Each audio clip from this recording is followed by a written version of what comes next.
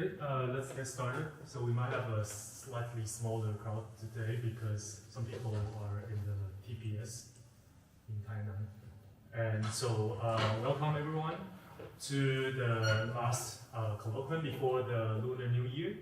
And so today we're happy to have Lupin Lin Jun-Che from NCKU National Cheng-Kung University.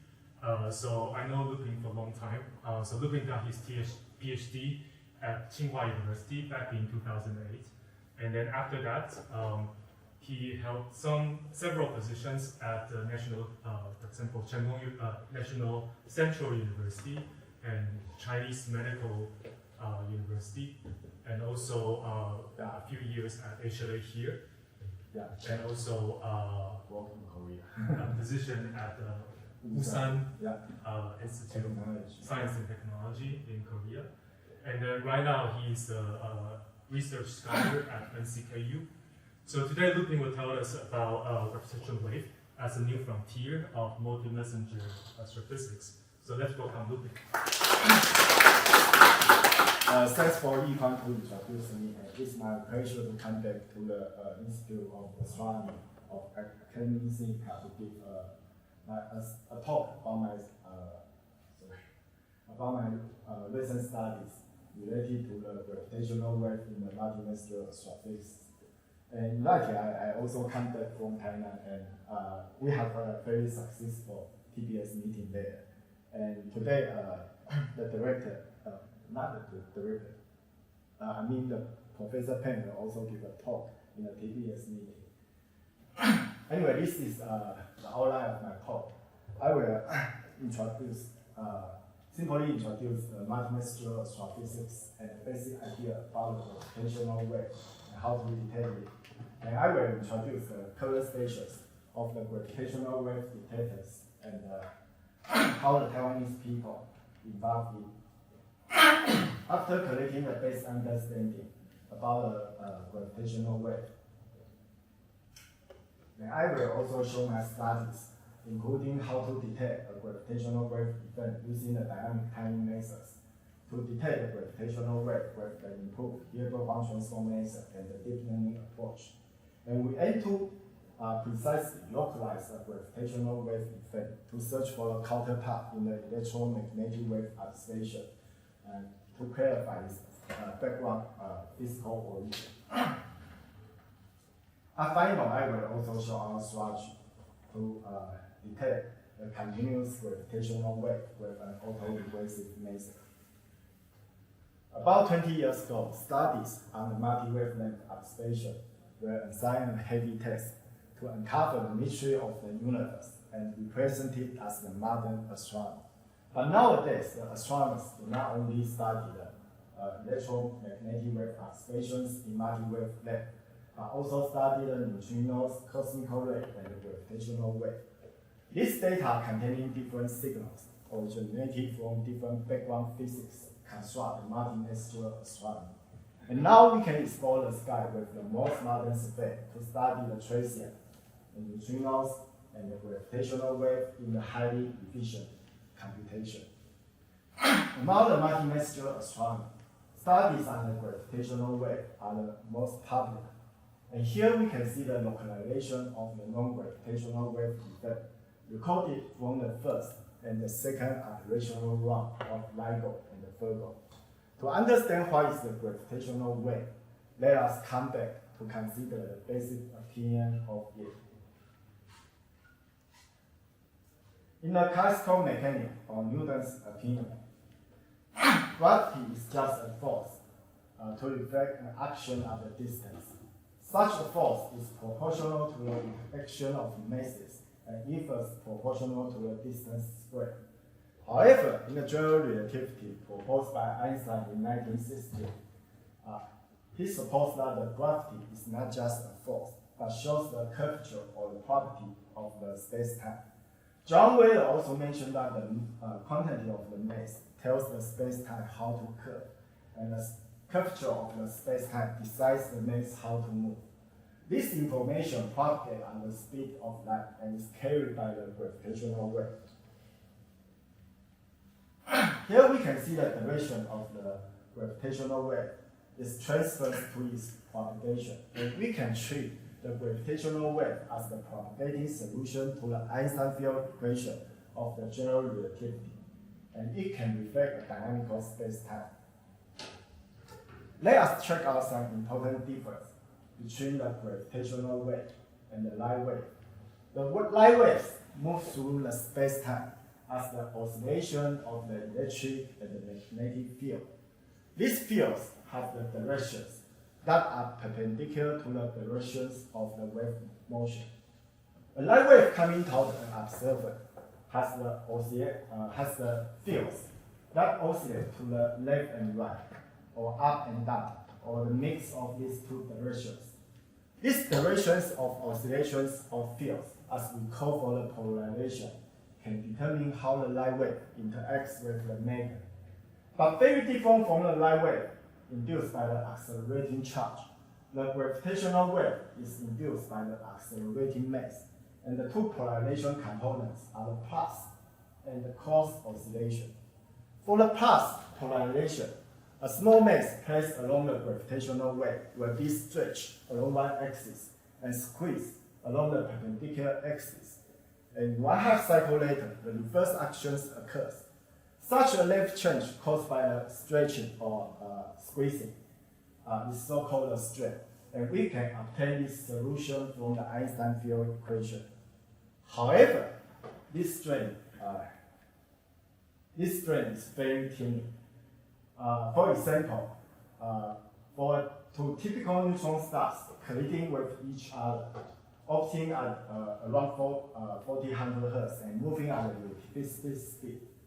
And if we put this case in the Virgo cluster, which is about 50 megaparsec away, then they will produce the strain in the order of 10 to the minus 21. Please note that the strain is a dimensionless parameter. And last like we try to measure the distance change in an atomic nuclear size over the distance from here to Japan. Einstein also believes that no one can design a machine to measure such a tiny change caused by the gravitational wave. But since such a length change is the most direct evidence to confirm the gravitational wave caused by the space-time curvature, Einstein also speculated that no one can prove whether his idea about the gravitational wave is correct or not. Although the length change caused by the gravitational wave is too small to be detected, it does not mention that no one tried to propose an idea to detect such a signal. In the 1970s, the Randall Wedge, the Barry Barish, and the Kip Thorne proposed an idea to detect the gravitational wave using the laser interferometer. I would like to know that the Kip Thorne is also the advisor of Nolan's movie Interstellar, 星际效应. So that movie should have some real astrophysical background, and I recommend you to watch that. Anyway, their idea finally came true by the construction of LIGO in 1999. It totally spent $365 million. Unfortunately, no positive result were gained before 2015. So the LIGO started to improve their design with the Advanced LIGO project since 2008. And the new detector started to operate in 2015. So the Advanced LIGO detector detected the first gravitational wave effect, the GW150914, and reported their result in February of 2016. Yeah, here you can see a dynamical power spectrum of this gravitational wave effect. You have already here the similarity force of this gravitational wave effect. The Wedge, Barish, and the Thorne then gained the 2017 Nobel Prize in Physics. And now we can say they are meant to defeat Einstein because Einstein believes no one can detect the gravitational wave. As I just mentioned, when the gravitational wave passes over you, it will stretch and squeeze the length, allow the effect of steam. But the gravitational wave detector in the interferometer is particular because the distance between 2 points for stretching and compressing can be uniquely determined. Let us see how it works. In the interferometer, there is a laser being split into two beams with the equal power at the center. And then it goes to bounce from two mirrors. As the gravitational wave goes by, what happens is the length along one arm gets longer and another gets shorter. So when the laser beam comes back, eventually the interference pattern changes in the sensor. So you can image how the gravitational wave detector detects a gravitational wave effect through the interferometry transducer. Let us see what the interferometer measures from this animation. A laser from the generator is split into two coherent beams and then come back to combine destructively if no gravitational wave passes the interferometer. But when the gravitational wave passes, it starts to change the relative length between two arms. And now you can see the interference pattern change dynamically. The sensor can record such a dynamical change, and this is what we call as the signal. The current non-gravitational wave effects are all from the contact binary systems, and let us have some basic understanding on gravitational wave from these systems. For such a system, two contact sources orbit each other at a small distance with a more and more rapid speed of a high frequency. And the current gravitational wave data can provide the detections above 20 Hz. The contact binary mergers has three phases of the signal that we are looking for in the gravitational wave. And they are the inspiral phase and the merger phase, where two black holes or neutron stars merge into one. And the final phase of the remaining objects, ring star, has been highly perturbed by being the result of the merger. In this animation, here we can see the two black holes slow down and about to merge. Their event horizons will finally merge into a single black hole, highly perturbed and then radiate. And you can also see how the waveform evolves following the entire process. Sorry, the concentration is not really good. I'm sorry, what color means? Color, what color means? It's the waveform, gravitational waveform. With amplitude? No, what's the color? It's a red and green and something. What does the color mean? That color, I just want to say, and this video also shows how the ring down wave, gravitational wave propagating outward. It's the imagery gravitational wave. But physically, what does the color mean? Just Which color? Your color. You mean this color? Yeah. I suppose that this is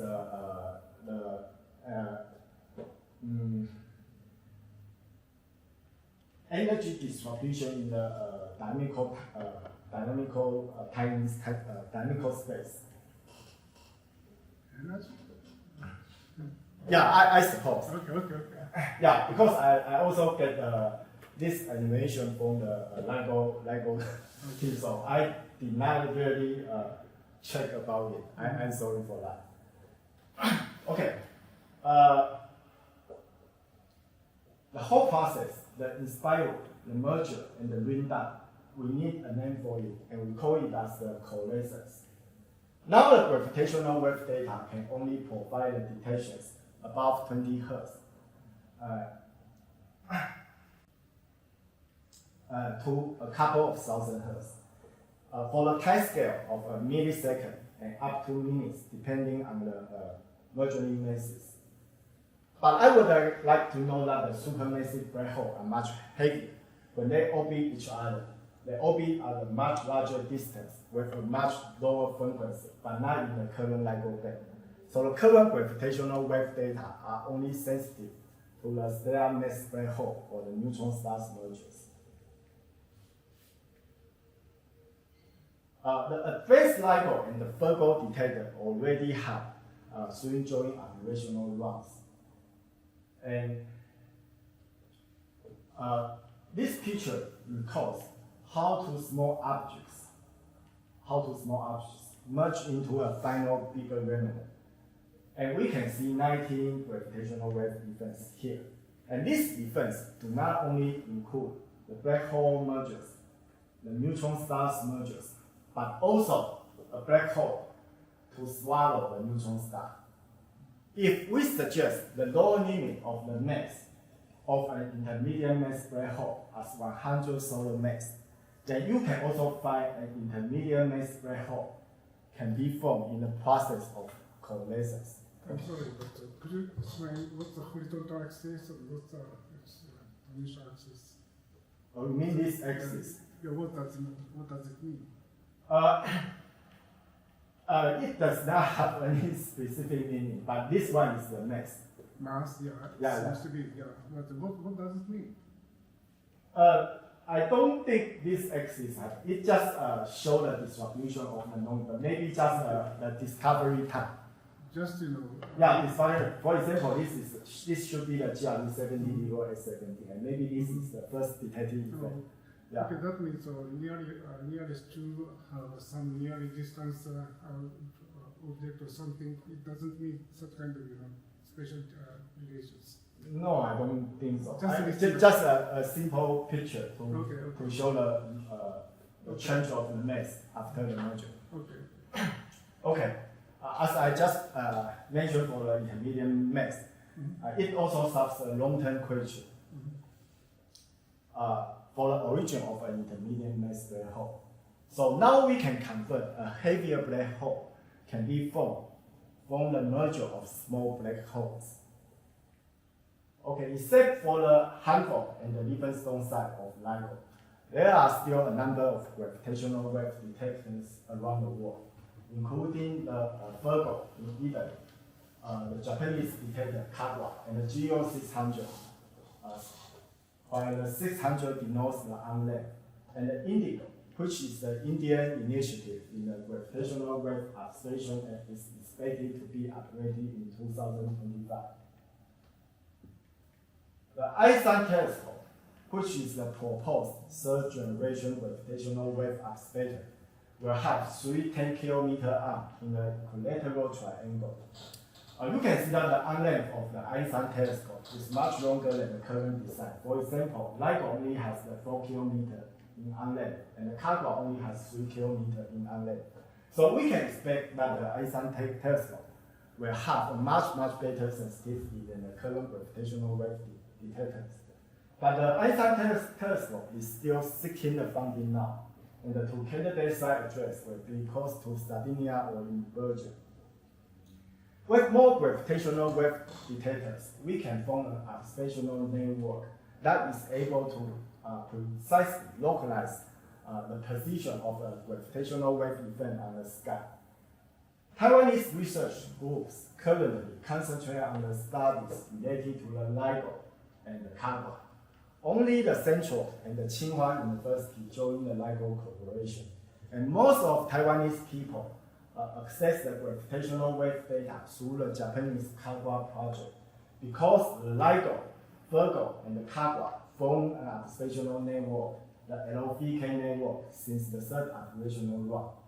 The KAGRA project was proposed by the 2015 Nobel Prize winner in physics, the Takaaki Kajita-san.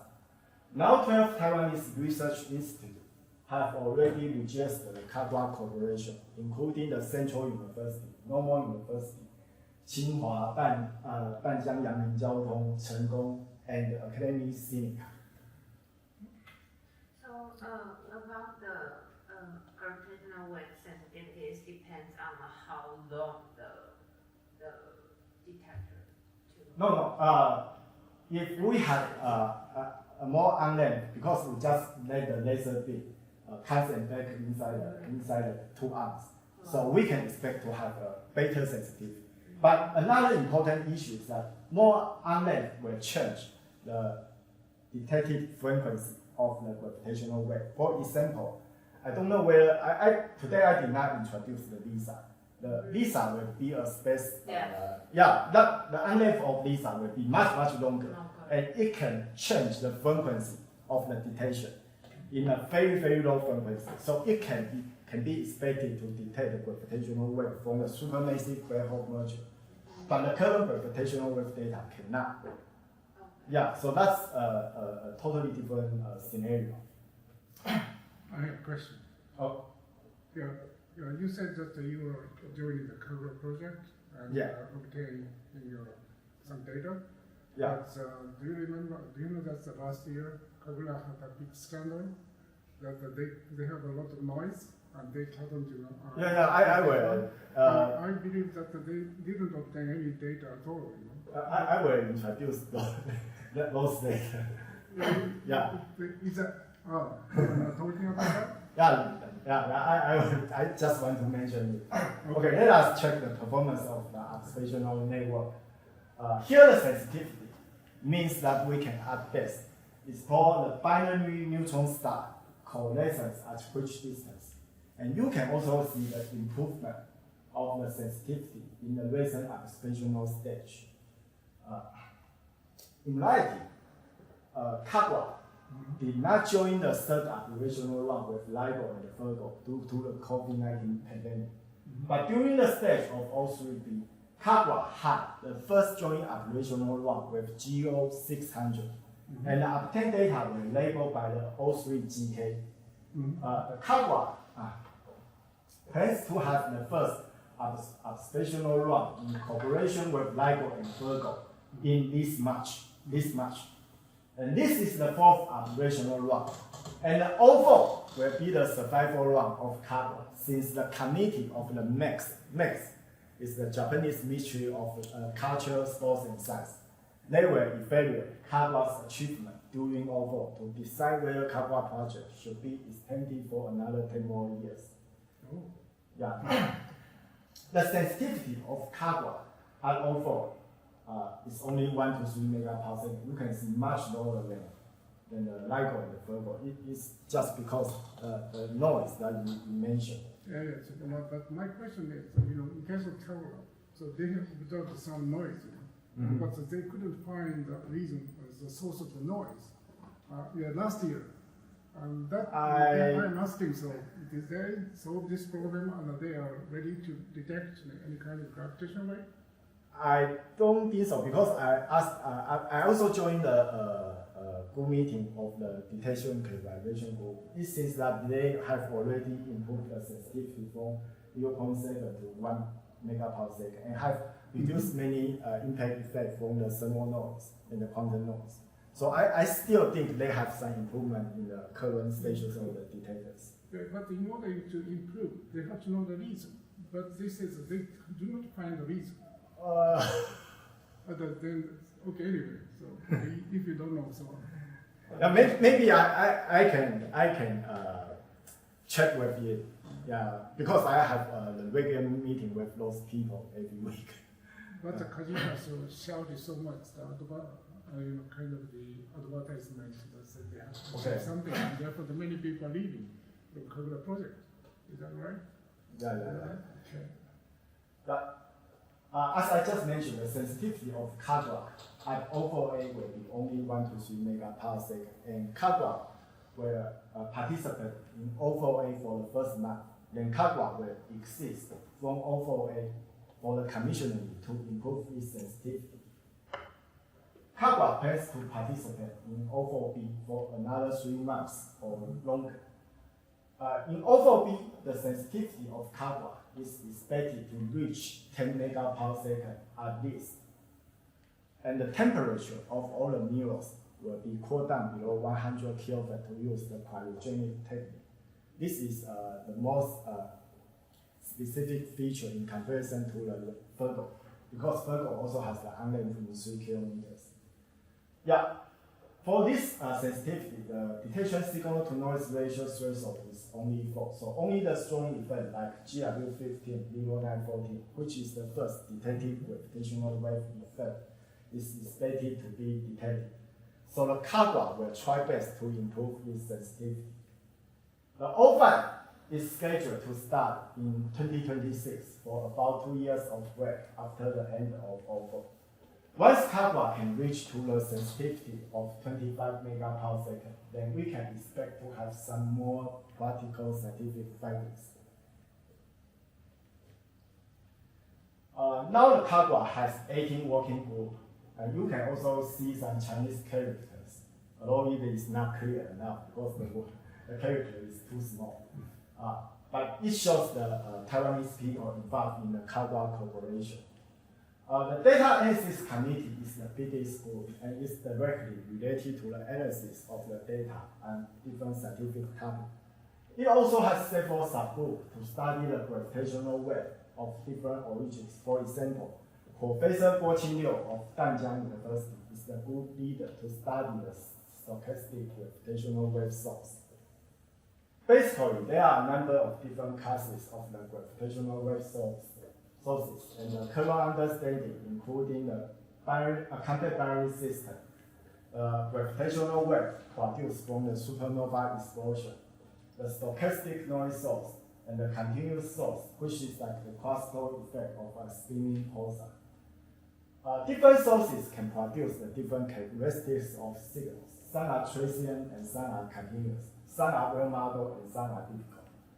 Because we know how to model the gravitational waveform of the contact binary system, it actually helps a lot on the related search. So the current non-gravitational wave effects are all related to the contact binary systems. To analyze the gravitational wave data, we need to perform the dynamic timing analysis. And most common method applied to show the dynamical power spectrum is the Q transform. The Q transform was involved from the phase Fourier transform, and it's very closely related to the complex Morley wavelet transform. But different from Fourier transform, the window length of the Q transform can be varied with the frequency change, and it can also trace the variation of a signal on the time frequency map. The Q transform can project our data into a train of sine Gaussian, and the sine Gaussian is tracing the width of each rectangle parallel in time, while the frequency is governed by the frequency of sine source. The quality factor Q is determined by the integer number of cycles processed at the central frequency at 0. And this Q value can also tell us how wide is parallel in frequency. We can also vary the Q value to check the time frequency representation of the same data.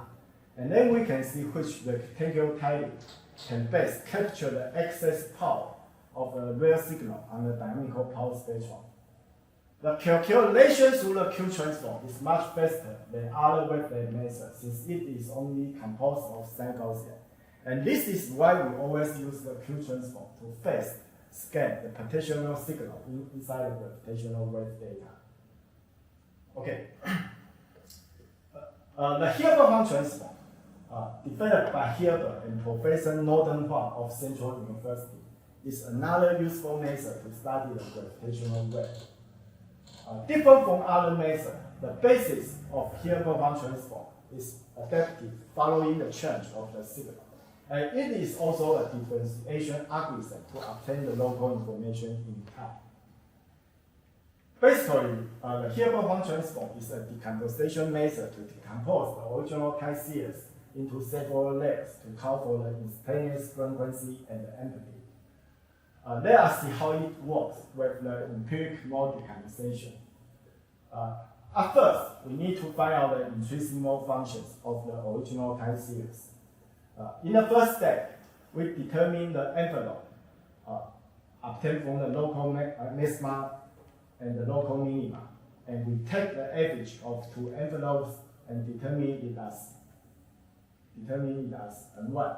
Then we subtract the N1 from the original data to get the residual H1. After getting the residual H1, then we iterate the entire process again and again until the satisfaction of the two starting criteria. The first one is that the number of extrema, which is the summation of the local maxima and the local minima, is similar to the zero crossing. And the second one is that the mean value of two envelopes is always zero, just like the pink line shown in here. These two starting criteria can be simply replaced by the Cauchy convergence test. Once we can satisfy the starting criteria, then we can get the first infinitesimal function. Then we subtract the first infinitesimal function from the original data to decompose the next infinitesimal function. until the residual becomes a monotonic function. Here I demonstrate one example. And you can see that the original time series is the combination of all the intrinsic functions. And the final intrinsic function is indeed a monotonic function. After getting all the intrinsic functions, we then perform the Hilbert transform to identify the instantaneous frequency along with the associated instantaneous entity and to further obtain the Hilbert spectrum. This method is highly effective at resolving the nonlinear and the transient features. Since it is time-consuming to perform the analysis of each data step by step, so the LIGO team developed a package, the Omicron, based on the Q transform to systematically detect all the breach events obtained from different channels. In comparison to the LIGO team, the Korean gravitational wave group developed another event trigger generator, the ETA-J, based on the Hilbert transform. When I worked in Korea, I was also involved in the related studies. And now the detector characterization group, the DTRA group, in the Kamioka site, use both of these two packages to detect the potential gravitational wave trigger effects. Here we can see the comparison of the efficiency by the injection of a sine Gaussian noise and the white noise burst. It seems that the efficiency of the Omicron is a little better than the ETA-J. However, we must note that most of transform used in the event trigger generator have a trade-off between the resolution in time and the frequency. So that the time resolution is always poor in the low frequency band. But the Hilbert transform does not sacrifice the time resolution of a given data to see its low frequency behavior. So focusing on the low frequency range, a low-pass filter can help us reduce the computing time of ETA-J and help it generate more accurate triggers. So the ETA-J is still very useful. Okay, another important work is to safely filter the artificial glitches that have no correlation to the real gravitational wave. These glitches can be caused by the scattered laser light, the thunderclaps, the earthquake, or many other instrumental effects. For example, the LIGO-Lupin song data of GW17 equals A17, which is the first gravitational wave event detected for the neutron stars mergers. You can see that this data was seriously polluted by an earthquake. So in order to compare with the real gravitational wave signal and other glitches, the data were recorded in several auxiliary channels related to different instrumental effects. So for a trigger that can both be explored on the main and these auxiliary channels, this effect should not belong to the real gravitational wave signal.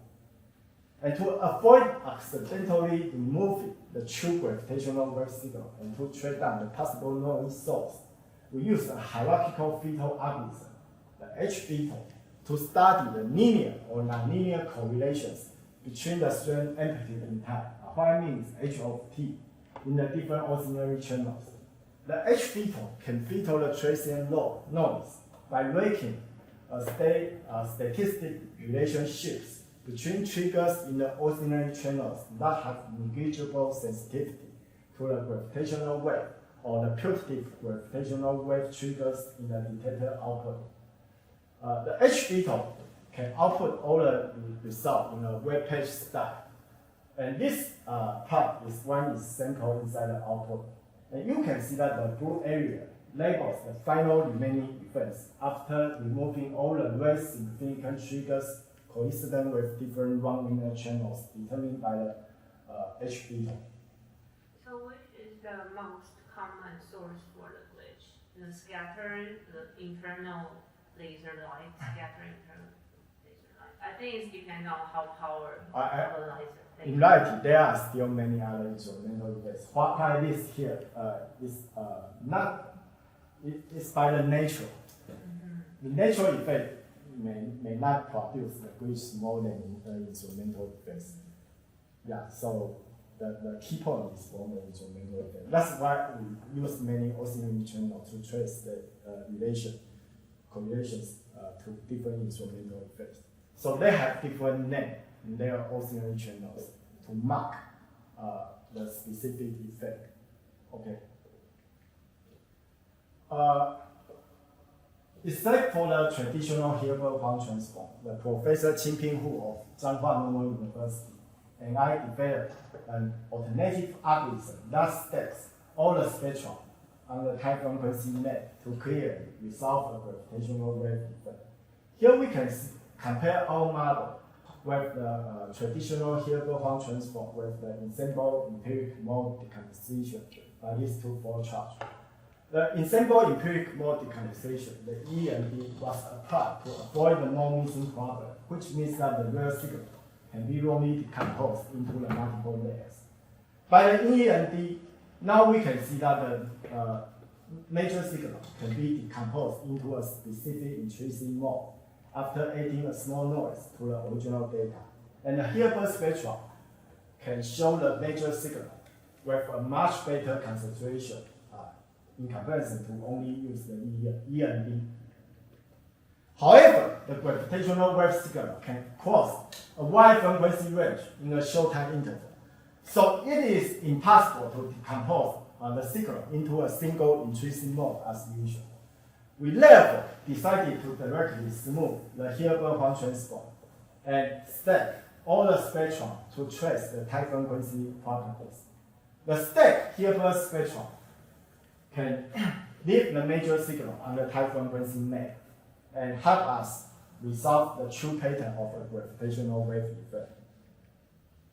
We apply our method to investigate the first detected gravitational wave effect, the GW150914 on the Hanford and the Lupin data. The blue curve in the panel A shows the original whitened data, and the red curve labels the data proceeding with a bandpass filter. The panel B to panel D demonstrates the major intrinsic mode functions containing the gravitational wave signals. And the panel E presents how the Hilbert energy evolves with time. The red dashed line in panel E, maybe it is not very clear. Anyway, they are given by the Bayesian block to determine the starting epoch of the merger and the ring down. We can clearly see the chirp feature of the signal can be resolved by the wavelet methods. But the stacked Hilbert transform obtained from both E and D and the E and D can also clearly present the signal in a much better resolution. We did not really consider to apply our method to study the compact binary condensing system, but also to study the gravitational wave originating from the core collapse supernovae. Here I demonstrate the simulated cases for two polarization components of the gravitational waveform of a core collapse supernova seen from the equatorial plane. We know that the simulation of the core collapse supernova waveform depends on the physical quantities such as the core angular momentum, the composition of the collapse site, the nuclear equation of state, or the dynamic of the fluid instability. Here I obtained the data from Professor Guoqian Pan of Tsinghua University. This simulation using the flash code for the three-dimensional self-consistent core collapse supernova simulation for the neutrino transport. And the data are derived from the 40 solar mass progeny and the zero-edge mass sequence with non-rotational speed at the onset of core collapse. And the gravitational wave strengths are evaluated by the first-time derivative of the mass quadruple moment with an assumption of a fixed distance 10 kPa to an observer. According to the analysis with the stacked Hilbert-Hwang transform, we can see that the proto-neutron star oscillation signals dominate in the beginning. The quadruple radiation of the standing accretion shock instability signals, the SASI signals, becomes prominent and can be clearly seen on the Hilbert spectrum after the finish of the low frequency proto-neutron star oscillation at about 0.5 seconds. To resolve the SASI signal using our method on the high frequency map is also the most interesting discovery. Okay, let us change another topic. The conventional method to convert gravitational wave effect is through the mesh filtering method. The mesh filtering converts the gravitational wave by correlating a non-gravitational wave signal, such as this waveform template labeled by the orange color in this figure, with the unknown blue data to check for its significance. You can image that such a process is much more time-consuming because we need to check different waveform models along several physical parameters. So, however, in comparison, the deep learning approach is expected to result in a low latency search. Now I also have one student to work on this topic. We simulate the strain data with a non-theoretical template with the simulated, imposed on the simulated detector noise. And signal to noise ratio is constrained with 5 to 50 as shown in this example. And we perform the deep learning using the TensorFlow container supported by the Taiwan Computing Cloud, the TWCC. With this convolutional neural network, the CNN architecture, it includes 19 hidden layers, which consist of the 4 convolutional and the 4 pooling layers. Here I show the receiver operating characteristic curve, the ROC curve, derived from the evolutional track between the true positive rate and the false positive rate. Here we can see that more training samples can improve the validity to classify the simulated gravitational wave effect. Then we consider to check the performance of our deep learning network for the recognition of the rare detector noise and the rare detector noise and the gravitational wave effects. From the first to third operational run, we only collect the data with significant signal to noise ratio as the example given in this table, and we finally include 72 data from the known events. However, unfortunately, we can see that the ROC curve derived from the classification from the real data is much poor. It means that the simulated detector noise cannot precisely describe the real noise, and maybe some glitch effect in the real data will wrongly classify as the gravitational wave signal. So in the next, to solve this problem, we will replace the simulated noise by the real noise in the training network for the follow tests. In the next step, we will also include the CFET, the conditional federational autoencoder, and the build package to extend our code to run the parameter estimation. And the motivation of our study can be referred to this animation. We can see that in the deep learning case, the amplitude of the noise, the gray noise, is always much stronger than the green signal. And we hope that some basic parameters, just like the mass of two merging sources in this example, can be simply obtained via the deep learning approach. However, this is still not our final goal. We aim to precisely localize the detected gravitational wave effects using the deep learning technique. Because the sky position is also the intrinsic parameters of the gravitational waveform, and we can also find out some related work in the previous literatures. For example, this physical review paper published in 2019. In this figure, we can see the sky position determined for the non-GRUTC1 effect, detected from the first and second operational run of LIGO and Virgo. According to the current detection, the 19% localization of the gravitational wave effects can be as large as 1,000 degrees squared, while it means that no EN counterpart can be certainly identified to this detection if no corresponding gamma ray burst event can be discovered, because the search area is really too huge. The participation of the KAGRA will spread the geographic distribution to Asia, and the LTK network is expected to pin down the location of a gravitational wave event with the search area with with one order of magnitude at least smaller. It can also reflect on the localization of the future effects determined by the deep learning. And more data obtained from different detectors can provide more constraints on the waveform to limit the sky position to trace those transient in the electro or magnetic wave observations. So why the sky position coverage is so different for different events? You mean? Yes, the different color for different events. And Just let you to know they are different events. The sky coverage is different, right? Yeah. I mean, it means the field of view or sky coverage is different. Why? It's because some instrument configurations or is there any reason why the sky coverage in the position is different? Because they can be originated from the different coordinate on the sky. So because their origin is different, so their position is also different. Is that your question? Yeah, but even in a different, I mean, sometimes it's much longer, sometimes it's much shorter.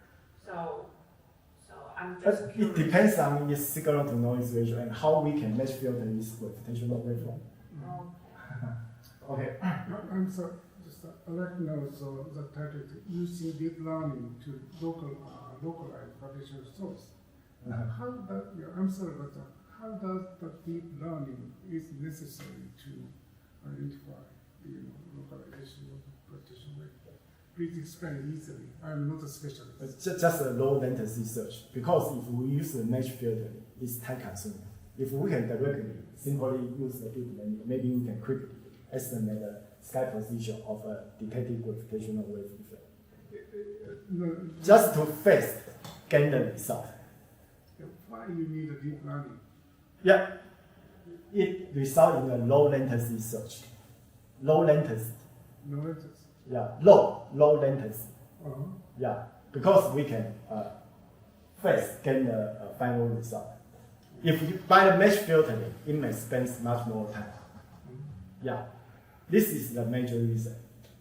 It does not mention that depending on the deep learning, we can get a very precise result, but it is much faster. No, just in case to use a deep learning, so you need a lot of examples, just for study on the computer. Yeah. And get the knowledge to identify something new, Yeah. And what do you use for such a lot of, Usually references or something? Huh? we just simulate. Simulation. Yeah, by simulation. Yeah, because we already have several gravitational waveform models developed by many theoretical persons. So we can simulate the data from those models. Yeah. Okay, a lot of different objects. Do you have a lot of simulation data? Yes. And so using these data, so But usually in the deep learning network, we just concentrate on a specific model, or maybe 2 or 3 more models, because different model has different different major concerns. So maybe in our deep learning network, we just choose one model and impose on the detector nodes to do all of these studies. Okay, maybe I need to move on. Okay. For example, Professor Li Junle 教授 of Chengkong University, his project for a robotic telescope built on Lupin Mountain was also proposed to search for the cosmical traces. Following the standard process to search for the EN counterpart of a gravitational wave signal, we also expect that the robotic imager for tracing project, the RIF project proposed by Professor Li, can be ready to join the search in the 04 and 05. The RIF project has a good timing resolution with a phase velocity of 8 frames per second. It has a wide field of view of 0.48 degrees squared. And we can also compare with other robotic telescopes to check this limiting negative. Its sensitivity and the field of view are an average of the other known surface. And the rift also enables in a broadband surface from the U-prime band to the near-infrared band. And the real rate can be up to 3 MHz with a spatial resolution of 1.2 arcsecond. Our team hopes that the rift project can play an important role in studying more traces related to the gravitational wave signals in the future. Okay, now I also want to change another topic to search for the continuous gravitational wave, and we can simply name it as the continuous wave. The difficulty level to search for the continuous wave is totally different from the search of signal from the contact source module, because the expected amplitude of the continuous wave from a neutron star is at an order of 10 to minus 25 or smaller. But on the other hand, the instrumental noise can be several orders of magnitude stronger. Therefore, it is impossible to only detect the continuous wave signal only using the deep learning approach. And a mathematical method to suppress the noise effect is required. Among all the methods, we found out the auto-regressive integrated moving average model, the ARIMA model, is useful and can be used to describe the behavior of the noise. The entire process has 3 components. That is the auto-regressive, the moving average, and the integrated process to calculate for 3 major model parameters, the D, P, and the Q corresponding to this equation.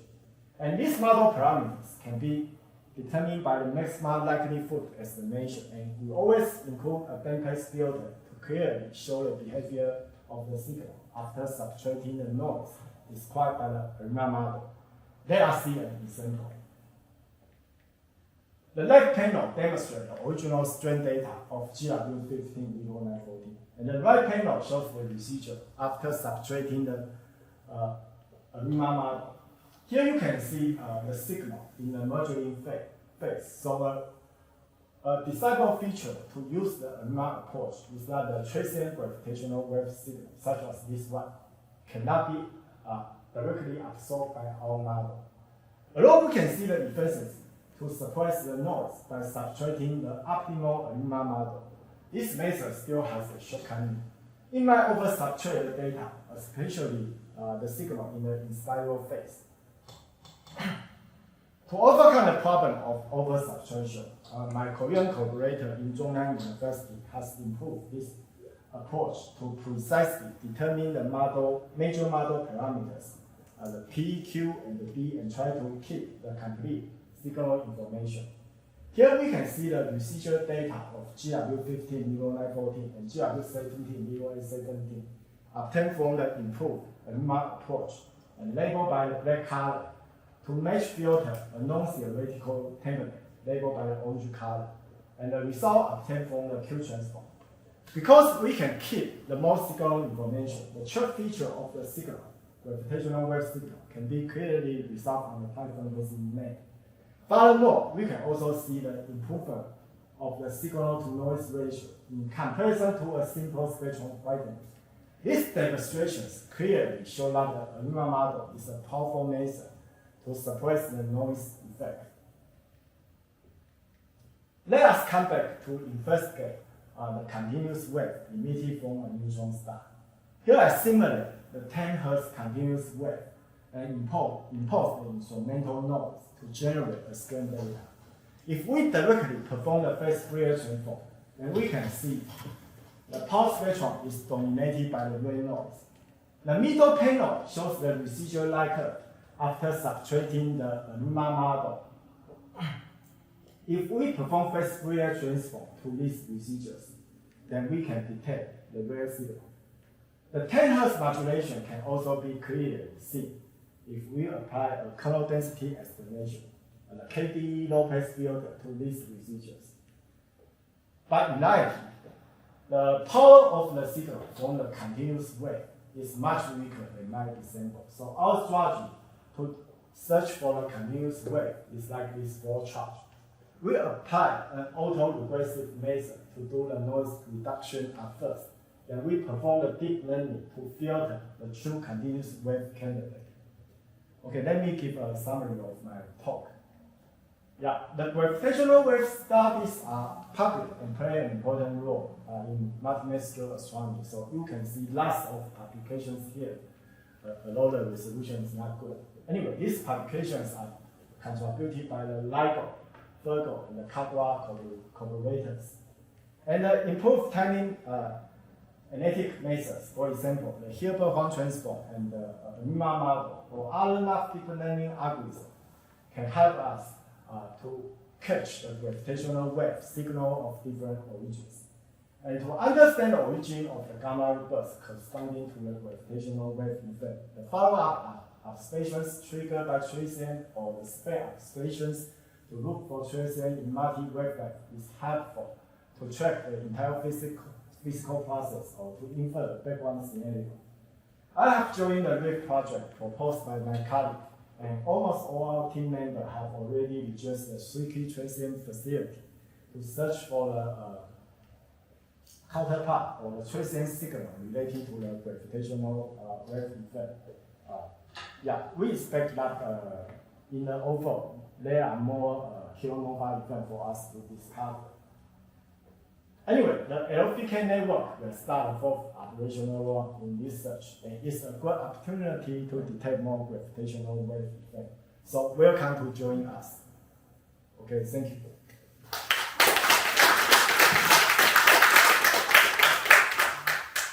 Questions? Yeah. Is the aim of ASIAA to like measure the continuous gravitational wave, or is it like you want to take it like a noise level?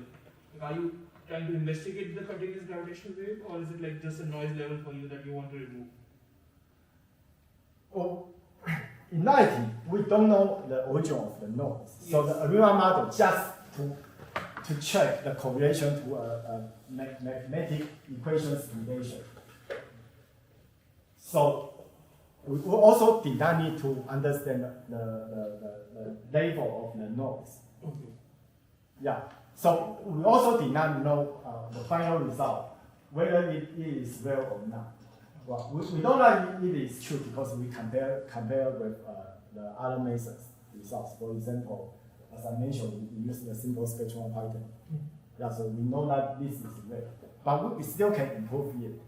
Yeah, and this the advantage of this method is that we also do not need to find out the signal based on any theory. For example, the mesh filtering needs to depend on the relativity, gravitational wave relativity. We believe the Einstein's general relativity, so you can get this result. But we just remove the noise. We don't need to know what's the reason, what's the background of this signal. But by subtracting a model, we can always find out the signal. Although we do not know the origin of it. Other questions for Lupin?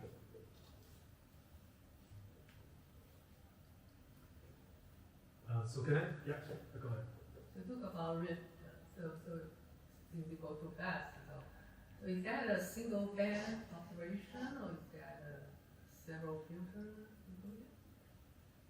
Yeah, we may have some filters, I suppose. But for more details, I also need to check with Professor Lee. And about just last week, he went to the Lupin mountain to set up to test his code and check out some details. Yeah, so I still need to find out some time to check out any further tests about the robotic testing.